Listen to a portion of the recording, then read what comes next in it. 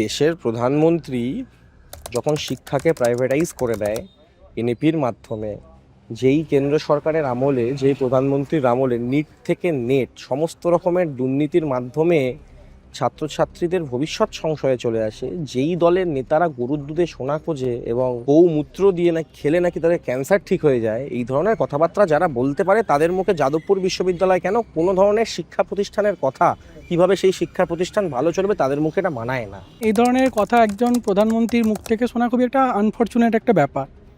একজন প্রধানমন্ত্রী হিসাবে আমরা এক্সপেক্ট করি উনি একটা অল্টারনেটিভ পলিসির কথা বলবেন, যেখানে এখন আমরা সবাই জানি পিএইচডির পর কী অবস্থা, কোনো জায়গায় রিক্রুটমেন্ট নেই, কিছু নেই।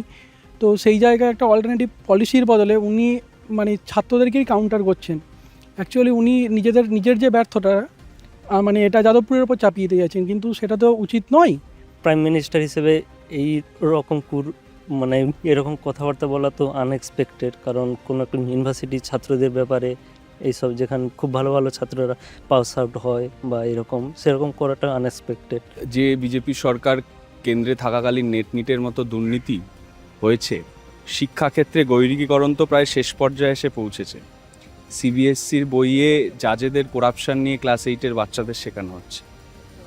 এই তো বিজেপির অবস্থা। কাজে সেই বিজেপির প্রধানমন্ত্রী থেকে যাদবপুরে কি হচ্ছে বা যে কোনো বিশ্ববিদ্যালয় ছাত্ররা কিভাবে প্রতিবাদ করবে, গণতন্ত্রে কিভাবে পাঠ নেবে, এটা প্রধানমন্ত্রী আমাদের শিখিয়ে দেবে।